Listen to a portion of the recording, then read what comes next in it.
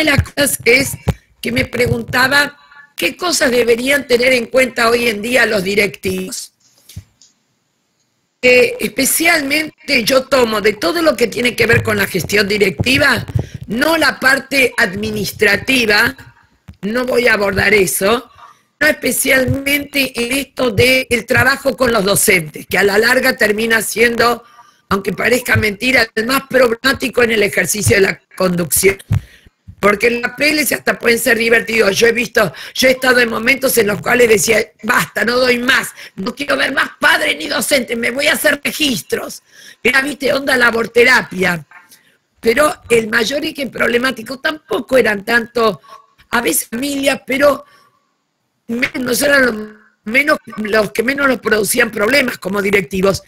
Pero lo que más me importa en este momento es la relación con los directivos, con los docentes, o sea, qué es lo que tengo que prestar atención, porque yo soy la que, desde el lugar de un directivo, hay que legitimar, habilitar, dar espacio, hablar, valorar, porque la que va a tener que estar con los alumnos y aguantar el embate de las familias es el docente, estén en inicial, primaria o secundaria.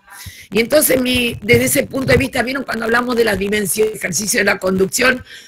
Que hablamos de la dimensión administrativa, de la pedagógica y de la comunitaria. Yo diría que en este momento me quedé pensando en la pedagógica, entendiendo como pedagógica los aspectos didácticos, pero también la relación y qué hacen con lo pedagógico los docentes. Una de las cosas que me importa, además, tiene que ver con ese tema que a todos les preocupa, cómo hacemos con la evaluación ahora, después, etcétera, etcétera.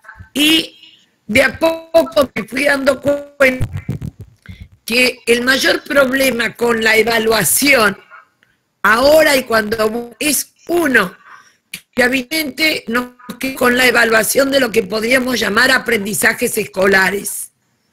O sea, que tiene que acompañamientos curriculares, etcétera. Que está perfecto, o sea, hablamos de aprendizajes escolares, porque son aquellos aprendizajes de los que hacerse cargo la escuela, porque es la institución nada para eso. O sea, los chicos pueden aprender en un montón de lugares, educación formal, no lo que quieran, pero la escuela, la institución que crea eso, y en este tiempo recuperé algunas cosas que yo hablaba antes con Emanuel también, que a veces son cosas nuevas, que ahora se hacen más visibles, que en realidad vamos a tener que entender que existen 4 canalizaciones del aprendizaje, que a mí me interesa por lo menos compartir con ustedes, nada más. Yo dije 4 nuevas definiciones, 4 caracterizaciones, que hoy tenemos que verlas de vuelta. Una es esa, se llama aprendizaje cuando uno adquiere un saber que hasta ahora no tenía, o cuando aprende cosas que hasta ahora no sabía. Bárbaro, perfecto. Fíjense que eso nos funciona como enseño, etcétera, para que haga esos aprendizajes.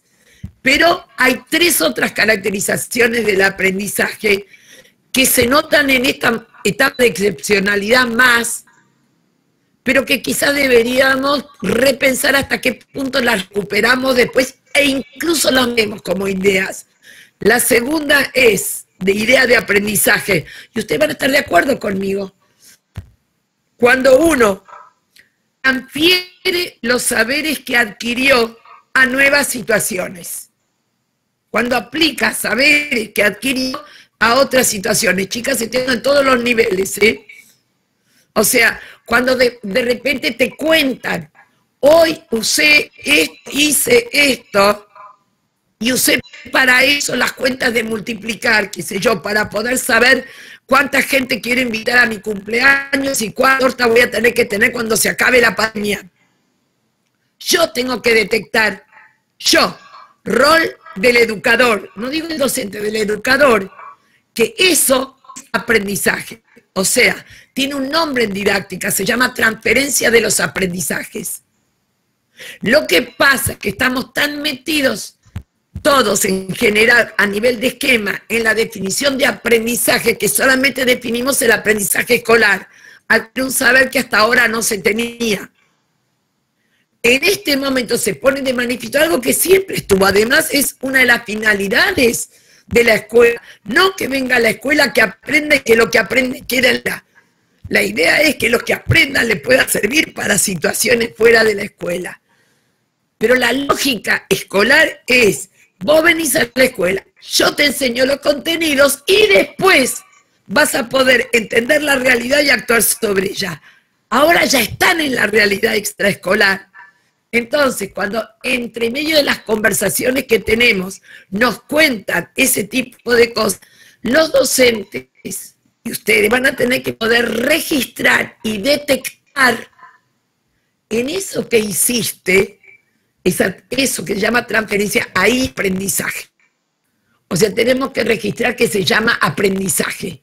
Cuando utilizó los saberes, vuelvo a repetir, actualmente no nos damos cuenta de eso, tenemos a los chicos de la escuela y lo que pasa fuera de la escuela o después de la escuela ya corre por cuenta de él. Ahora está fuera de la escuela.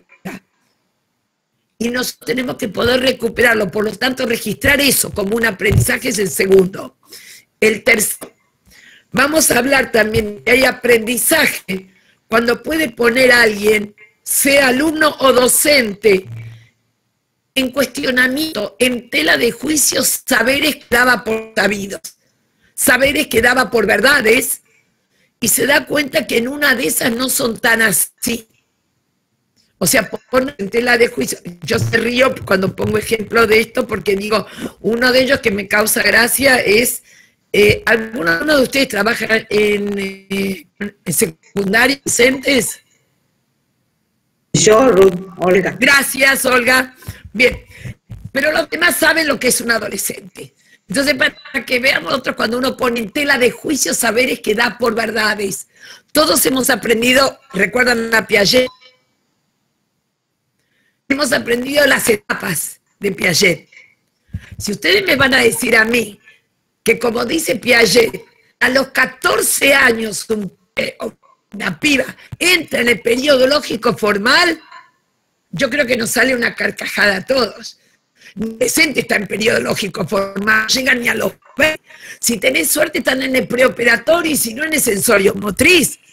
O sea que, de los, o Piaget, que obviamente no son los adolescentes argentinos, pero lo que quiero decir es que hoy nadie diría, se hace el perfil adolescente y está en el lógico formal.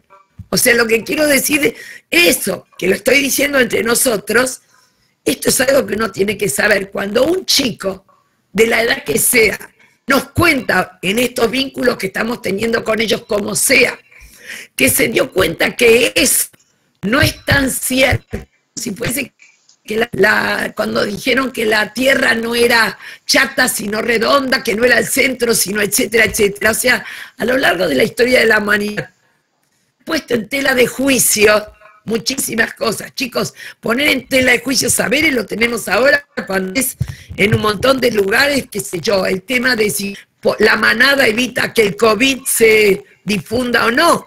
Entonces, yo pongo en tela de juicio eso. La pregunta es, ¿yo soy especialista? No, pero no creo que la manada garantice que no venga una segunda ola. ¿Me entienden lo que digo? Con manada está en todos los diarios constantemente. Alguien hablando de eso. O sea, que los chicos también pueden poner en tela de juicio o cuestionar saberes que consideraban verdaderos. Eso también es aprendizaje. Si un chico a cualquier edad dice, vos sabés qué me pasó, que yo siempre creí tal cosa, pero ahora me di cuenta de tal otra, hay aprendizaje. Y la cuarta caracterización de aprendizaje. Que le interrumpa, ahí entra ya lo que sería ser crítico y reflexivo también, que muchas veces hablamos, pero también puede ahora en palabras. Exactamente. Sí, pero por eso tengo que ampliar mi idea de a qué llamo aprendizaje. Y hay una cuarta, que esto me importa muchísimo, especialmente ya no quizás con los alumnos, pero sí con los docentes, y rescatarlo, porque ustedes también tienen que ver desempeño de... Y entonces poder tener en cuenta el cuarto tipo es en este momento esencial. Vamos a hablar de aprendizaje cuando tenemos, se llama desaprender.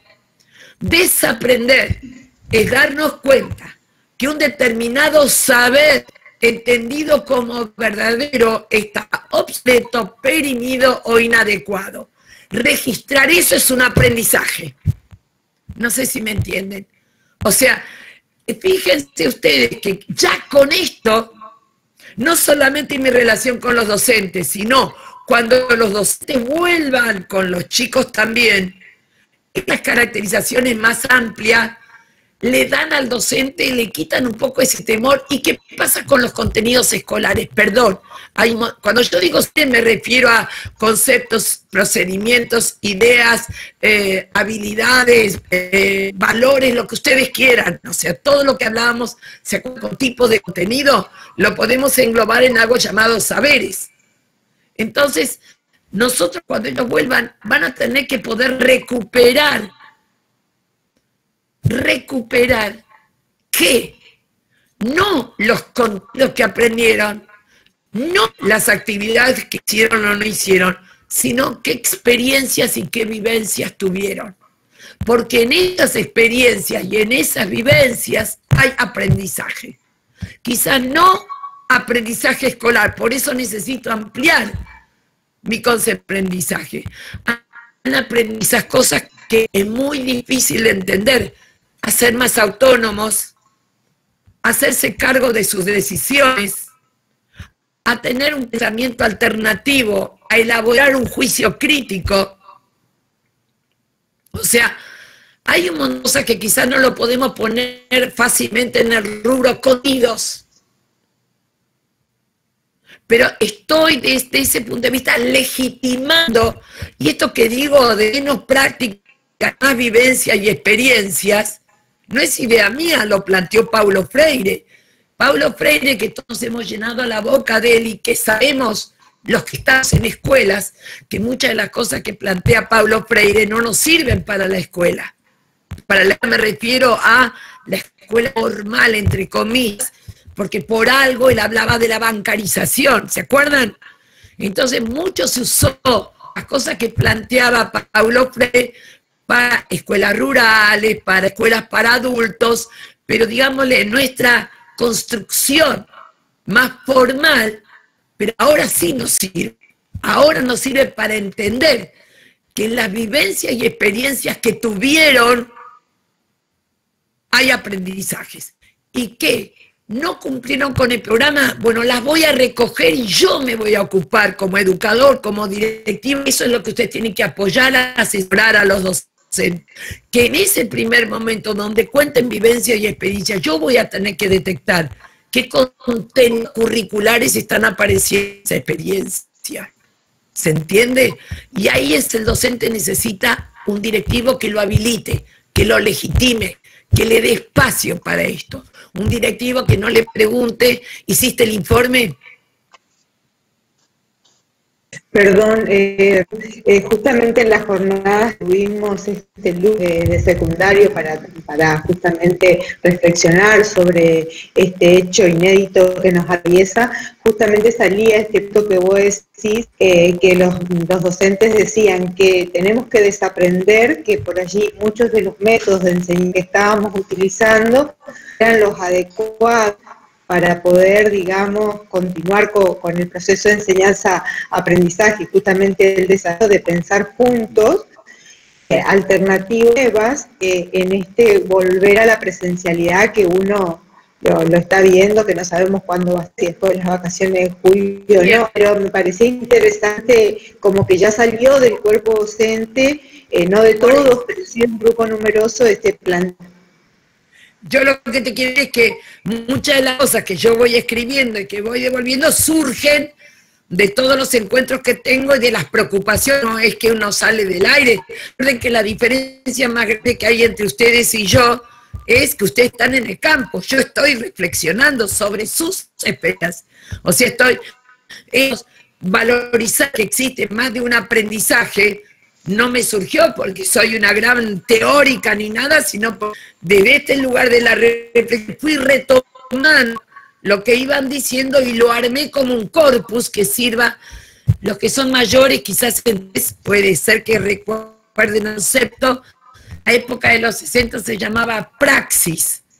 la relación entre teoría y práctica, y donde el concepto de praxis, que fue muy interesante, decía que especialmente en educación me refiero, que una fundamentación teórica que no incide en la práctica es al divino votor, y una cuestión práctica puede llegar a cuestionar los marcos teóricos. Bueno, yo en este momento, entre si yo hacemos praxis, o sea, ustedes están en el campo de la práctica cotidiana, que yo no estoy, y yo me puedo dar el lujo, como no tengo que actuar en forma, me puedo dar el lujo de reflexionar sobre eso, lo cual no significa que ustedes no puedan, pero no, encima de todo lo que hacen, van a tener que reflexionar, déjame joder, mejor si lo hace otro, por vos es como nos dividimos tareas. Y cuando me preguntaba Emanuel esto de dividir tareas en función de la misma, yo no tengo ningún problema en contarlo, porque eso, Emanuel, no me lo contaste, te lo digo, lo aprendí de mi papá, pero mal lo aprendí. Mis padres, los dos doctores en filosofía y letras brillantes, seres absolutamente excepcionales, pero además de eso mi papá era rabino acá en Belgrano, en la ciudad. Y lo más interesante del asunto es que se pasaba el tiempo envidiando a algunos de sus colegas que se fueron a vivir a otros países, todos emigrados de los campos en Alemania, de campos de concentración me refiero. Uno de sus colegas había sido profesores en la universidad, doctorados guiaban en eso y escribían, leían 4 personas más o menos. Y mi papá envidiaba eso que ellos habían hecho, porque él era rabino. O sea, el día que se murió, bien claro el nombre que le pusieron, pastor, del que lo necesitaba, etcétera, etcétera. Y una vez vino uno de sus colegas a la Argentina. Entonces yo le conté que mi papá se pasó la vida envidiando que él era un teórico que escribía libros que leían 4 personas. Y él me miró y me dice, yo pasé la vida entera envidiando a tu papá, que estaba con la gente. Entonces me dije, pudo los dos, envidiándose muerte. No se los dije a ninguno de ellos. Pero en ese momento fue cuando yo tuve mi propia, epifanía o claridad y decir, yo por eso sigo a los 74 años, voy a seguir, hasta que me muera, a seguir laburando. Pues yo no voy a volver ni directora ni nada. Pues yo creo que puedo aportar, porque tengo las experiencias de ustedes y sobre ellas continúo reflexionando. Y voy a ser mala ahora vos, Olga, porque los uso a ustedes, no sé si me entienden, los uso. Olga, primero, te voy a pedir un favor. Palabras que se usan que apuntan. No te preocupes, no te vas a enojar conmigo. Bien. Vos hablaste de... Pero te uso, si vos me permitís. Porque esto que vos en un momento dado comentaste es algo que está muy instalado y que yo lo pido que lo piensen mucho. En general, el proceso de enseñanza-aprendizaje. No existe el proceso de enseñanza-aprendizaje. No existe. Y cuando me miran con horror porque vienen de haber estudiado, yo les digo, mira, primero que no existe el proceso de enseñanza-aprendizaje, que nadie puede estar enseño aprendiendo, ni aprendo enseñando. Son 2 procesos que se relacionan entre sí, pero son 2 procesos distintos.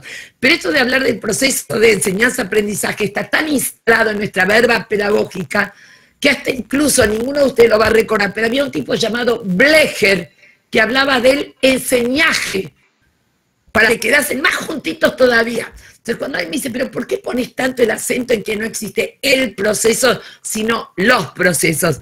Entonces uso un ejemplo que siempre me da resultado, que es preguntarles si cuando estaban en la escuela secundaria aprendieron los logaritmos. Bien, habitualmente el 90% con no. Y entonces les pregunto si se los enseñaron. El 90% dice que sí. Digo, ¿te das cuenta? Vos no los aprendiste, pero te los enseñaron. Y eso tiene un nombre académico, se llama enseñanza al divino botón. Pero lo que sí, con esto pongo el acento. Porque una de las cosas que esta etapa de excepcionalidad nos puso de manifiesto, como yo le decía antes a Emanuel, a veces no son cosas nuevas, sino que se hacen visibles el esquema mental de los educadores, y todos somos educadores, el esquema mental con el cual venimos preformados es: yo soy docente y yo enseño.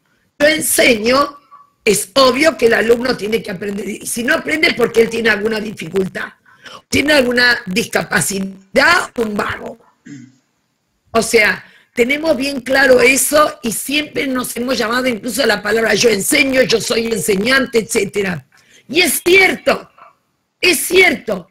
pero una de las cosas que esta etapa de excepcionalidad hizo fue darnos cuenta de que la esencia de hacer escuela es que los alumnos aprendan.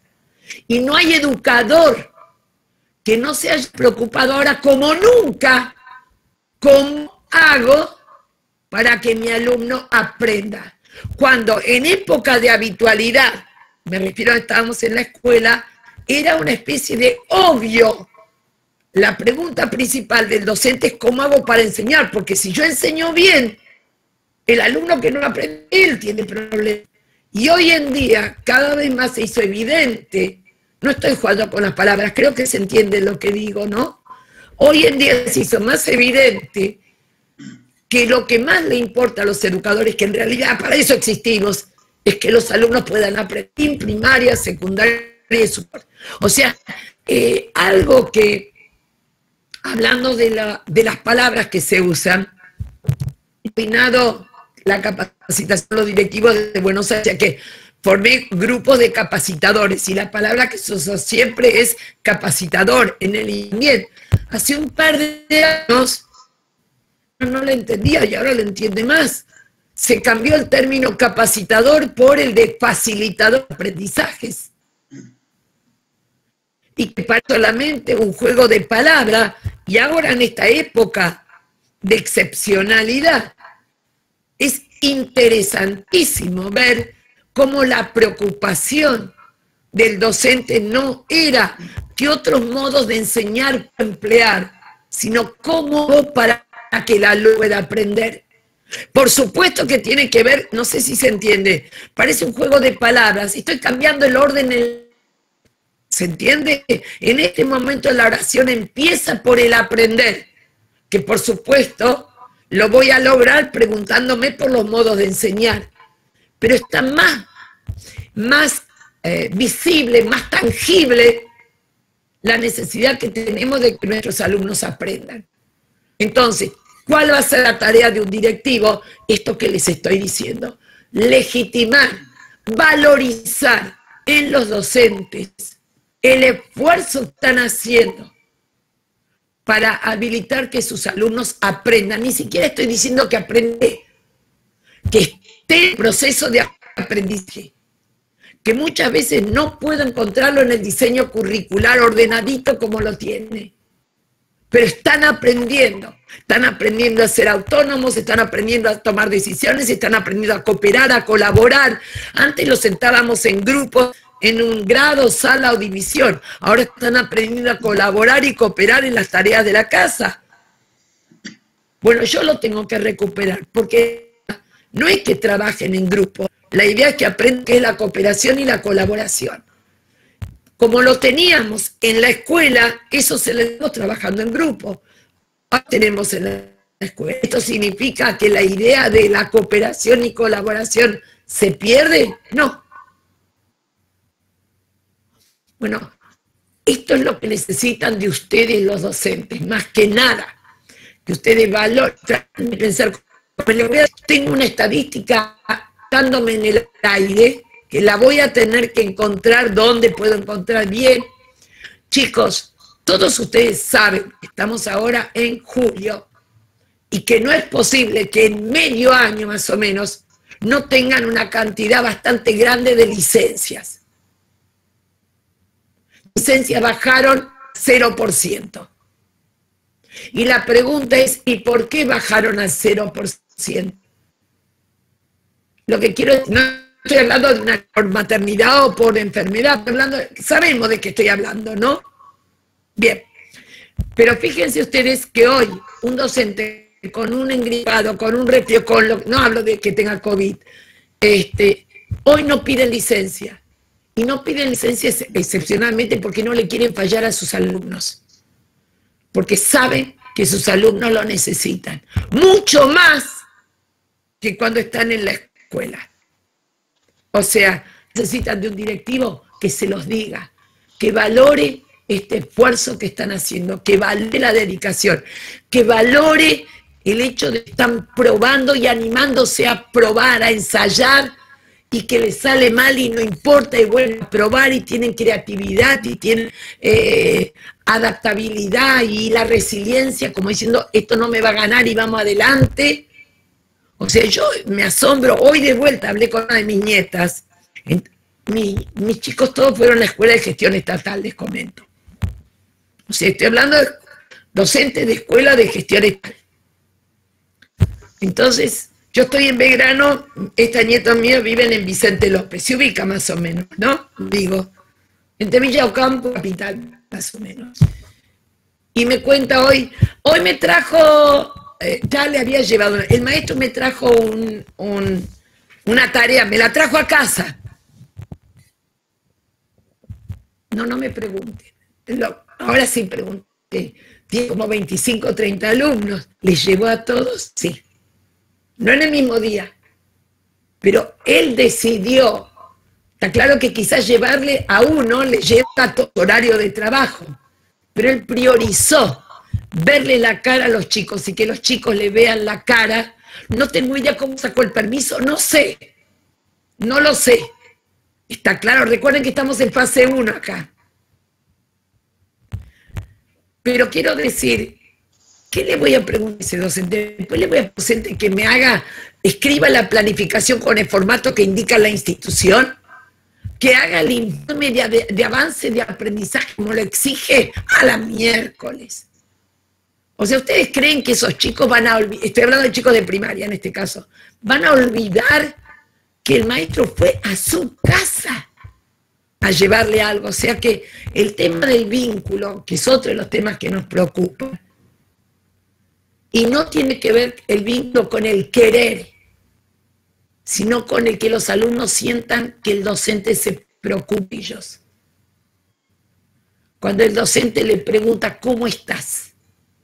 Y si ustedes le preguntan a un docente, ¿cómo estás?, no le van a actuar ni de madre, ni de abuela, ni de terapeuta. Ese ¿cómo estás?, lo acabo de escribir ahora, significa, ¿cómo estás? Es, me preocupo y me ocupo por vos. Entonces, eso es lo que hoy en día, para mí, por lo menos, tienen que entender. Por eso cuando insisto en esto, digo, tienen que priorizar el por sobre la forma. Tanto en la planificación como en los informes. O sea, que los informes sean contados, sean relatados, que sean narrados, porque puede perderse esta vivencia y esta experiencia. Yo quiero que ese docente pueda contar que se tomó el tiempo de visitar a uno por uno de los chicos. Que la pregunta es, ¿qué ganó con eso? Bueno, después lo reflexionaremos. Y en una de esas se nos ocurrirá, quizás sea una buena idea, que durante el año en algún momento vayan de visita a la casa de uno de los chicos. No sé si me comprenden. O sea, cuando alguien me pregunta cómo va a ser la escuela después, tengo la más mínima idea. Pero va a depender de lo que nosotros rescatemos como algo que fue positivo, que observa o no. Entonces, por eso cuando alguien me pregunta, y si a ustedes me dicen que la inspectora les exige, mándenla a la miércoles. La pregunta es, ¿y cómo hacen para mandarla a las miércoles? Le doy la receta. Le digo cómo se hace. La receta, la tengo escrita esta, la escribí y todo. No me acuerdo si lo escribí en mi libro o en alguna boludez que escribo, bueno, no importa. Pero esto es serio. Diferenciar entre lo que es un imperativo y lo que es una prescripción. Les pido que lo tomen como algo importante, esencial. Esto va para ustedes, no para los docentes. En su relación con los mandatos que vienen de arriba. ¿Está bien? Un imperativo, por ejemplo, ningún chico sale de la si no tiene autorización o no lo viene a buscar una persona con autorización firmada. ¿Hay Lola con eso? No hay Lola, no se discute. imperativo. Hay normas, leyes y reglas que son imperativos. Pero hay otras que son prescripciones. Un lineamiento curricular no es un imperativo, es una prescripción. Por lo tanto, un educador con capacidad para tomar decisiones, para ser autónomo, para hacerse cargo de las decisiones, prioriza, decide. Entonces, nosotros estamos, y los que han hecho cursos en el Infoto, algo saben que se usa mucho hoy en día, está muy de moda usar el término escuelas situadas. Y yo reitero una y otra vez, son escuelas situadas, no sitiadas.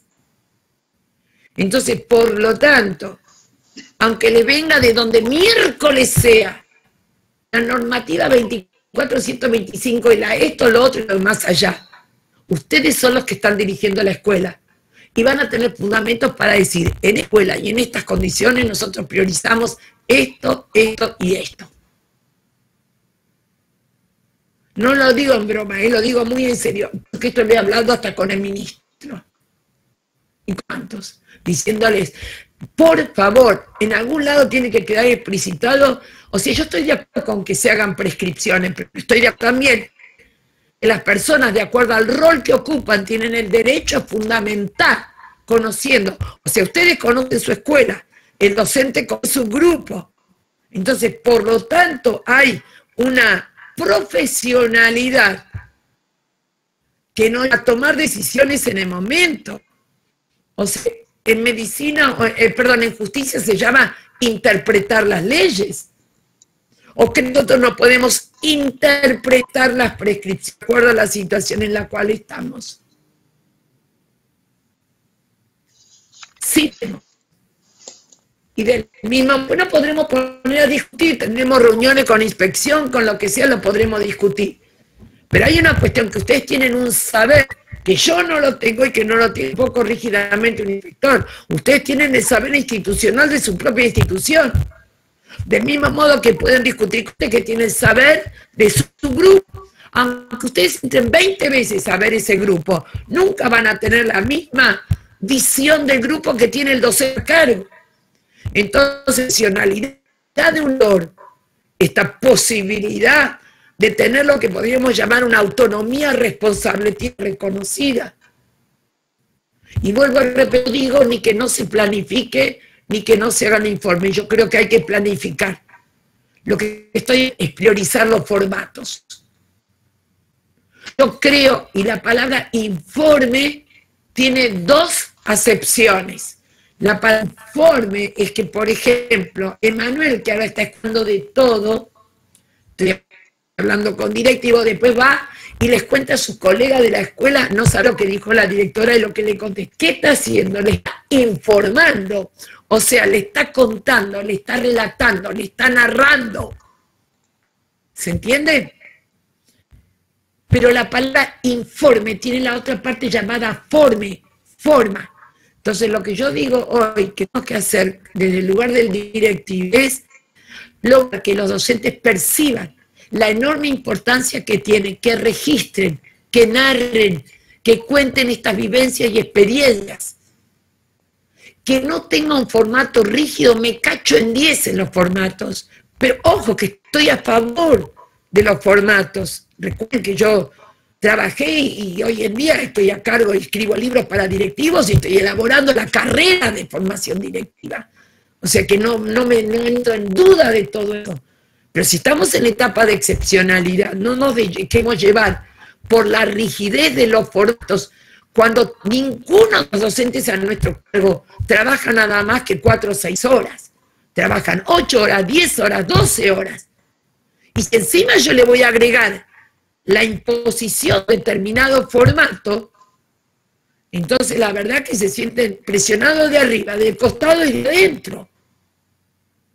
No soy perdonadora, insisto, quiero un informe, quiero una planificación, lo que me voy a decir, no perdamos el tiempo en el formato. No sé si se entiende.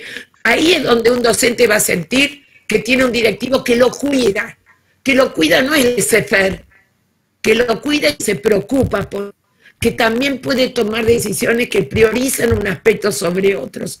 Y entonces eso es lo que las palabras que yo más uso, un directivo tiene que escuchar, entender y comprender, lo cual no significa que tenga que estar de acuerdo. Te escucho. Perdón, Ruth, sobre esto de la planificación. Dale. Que la he escuchado también decir en algún momento, el tema de tener una base para poder flexibilizar a la planificación, que no es Hace años que vengo. Planificación tiene que existir, pero hay una diferencia muy grande entre ser flexible y desmoronar. La falta de planificación no es ser flexible, es desmoronarse. Una planificación tiene que ser flexible en el sentido de que yo nomino a veces una sucesión de borradores. O sea, es una intención, no una garantía. Pero cada vez que escribo un libro, yo el índice. En el próximo que estoy escribiendo, lo primero que hice fue escribir el índice. O sea, es mi organizador. No sé si me entiendo. Después lo voy llenando. Pero una intención, me le meto, le saco, etcétera, etcétera, pero la planificación es necesaria para la vida entera. Y también ¿está claro?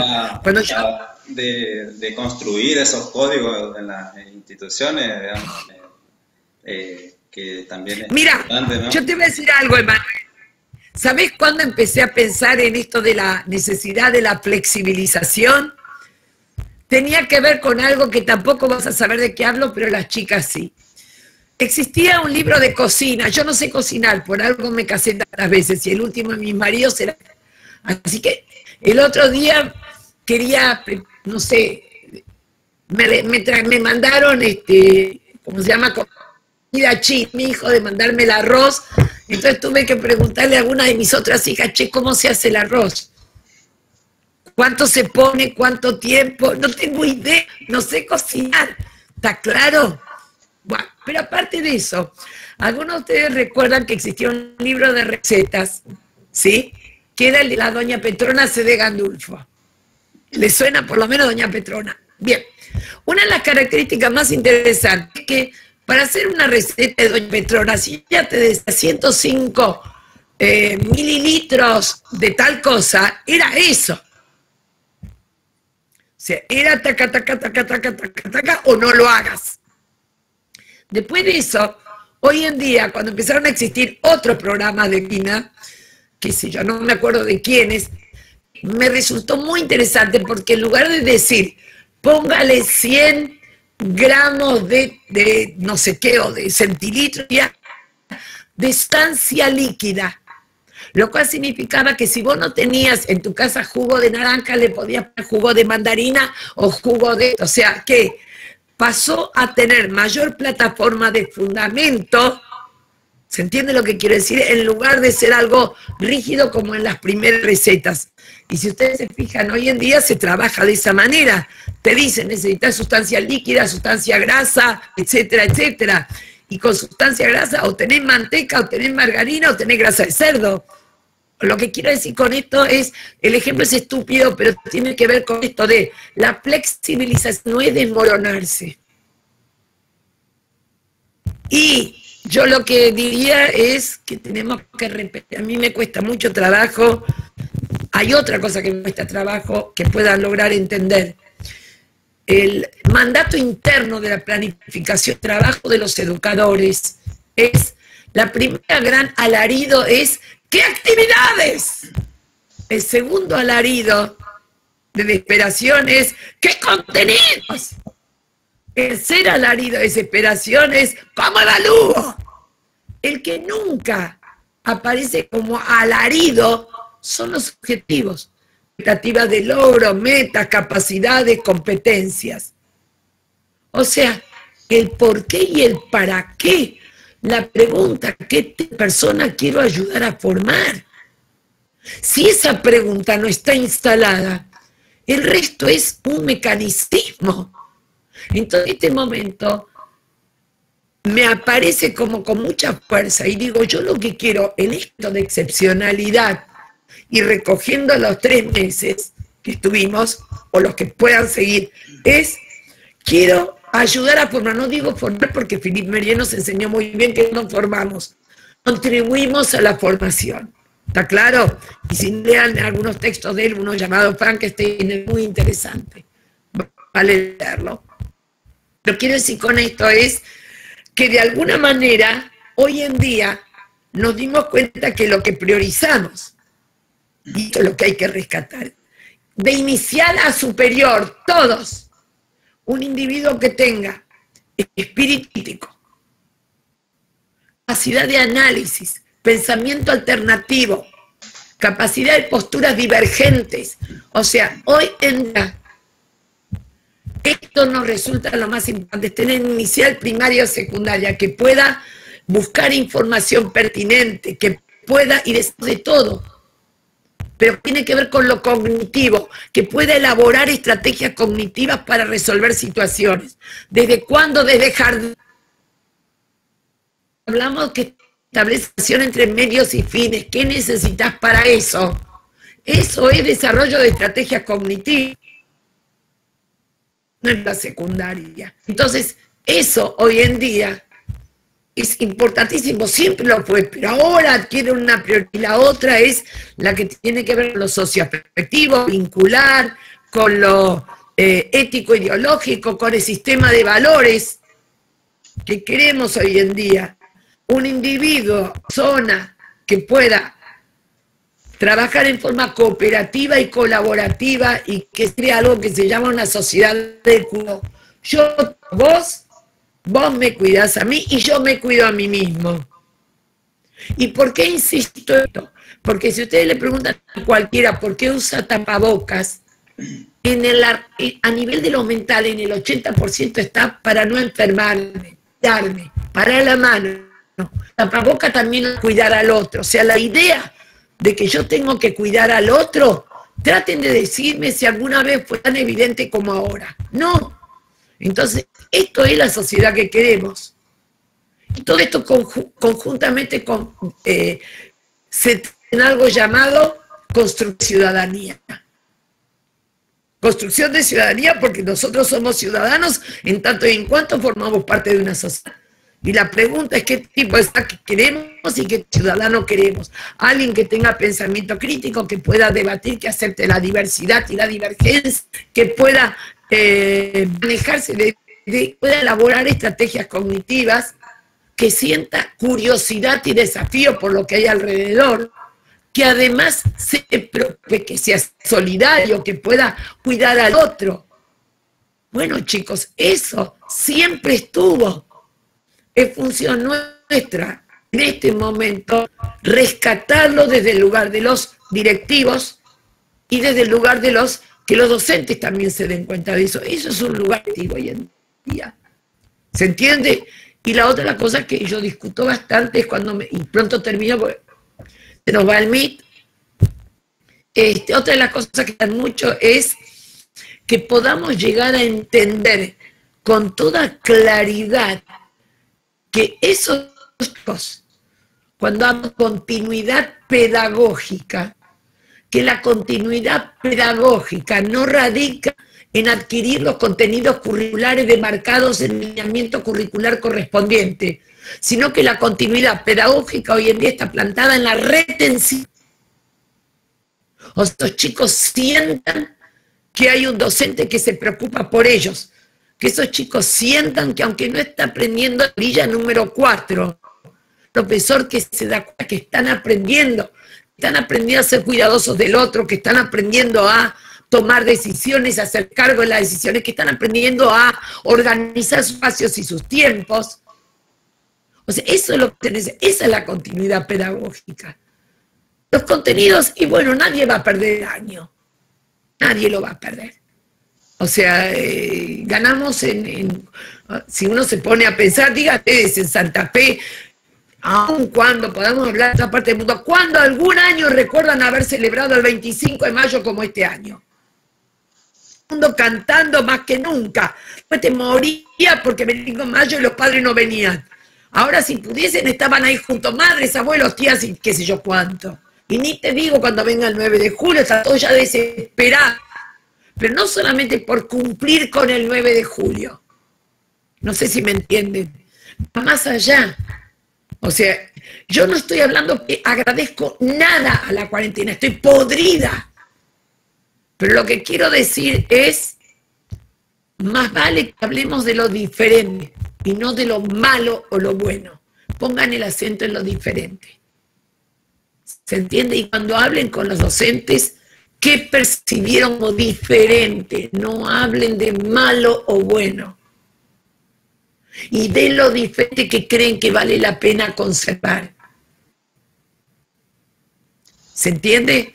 O sea, la pregunta malo o bueno, cuando yo hacía las evaluaciones de fin de año, la pregunta que aprendí a no hacer es, ¿qué creen que no anduvo este año? No, si hay una pregunta estúpida es esta. Porque si te contestan la directora, jodí.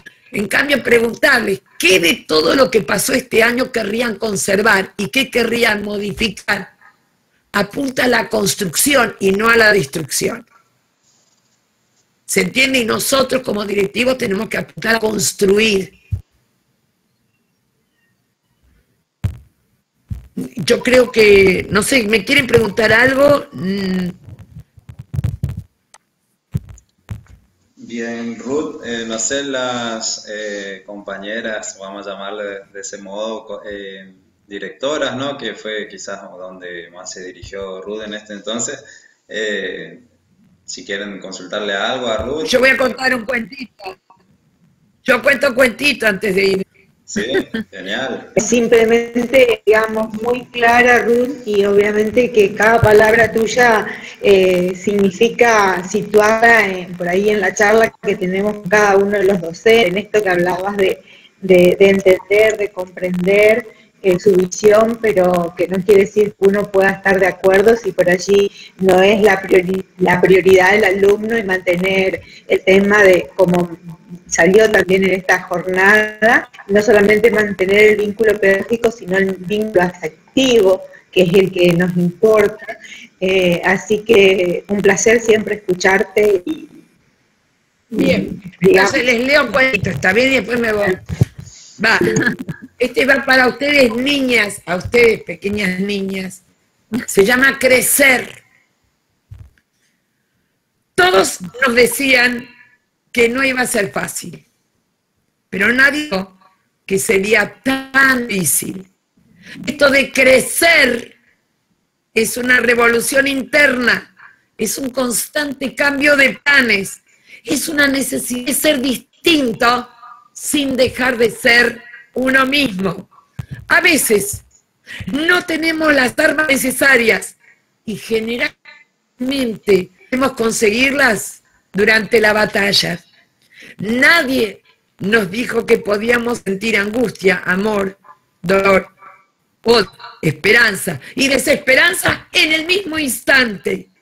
También en un instante nos percatamos, no podemos dejarnos abatir por el miedo, que tenemos que ser nosotros mismos, seamos quienes seamos, y así tenemos que aceptarnos. Saber muchas cosas, aprender tantas otras, de eso se trata crecer. Y en una forma, de eso se trata la vida. No podríamos crecer sin dejar inevitablemente cosas atrás, deshacernos de viejas creencias, de cosas que nos limitan, animarnos a salir de lo estable y conocido para correr algún riesgo. ¿Qué es difícil? Claro que lo es, pero la sensación de haber atravesado algo importante, de haber enfrentado algo que nos costaba, de haber salido adelante, es inigualable. Todo el tiempo decidimos qué caminos transitar. A veces sentimos que hay obstáculos que nos impiden seguir. Los podremos abordar, sortear, atravesar, sabiendo que siempre estamos nosotros. No es necesario que estemos solos. Todo es crecimiento individual y colectivo. Chicos, muchísimas abrazo grande, gracias. muchas gracias. A las órdenes, como siempre, y cualquier cosa siempre a la disposición. Chao, Emanuel. Más del montón. Abrazos. Un gran saludo, muchísimas gracias por este contacto y gracias también a las profes que me ocuparon por hacerlo posible, así que muy agradecido. Abrazo para todos. Suerte, suerte. Chao. Gracias. Muchas gracias.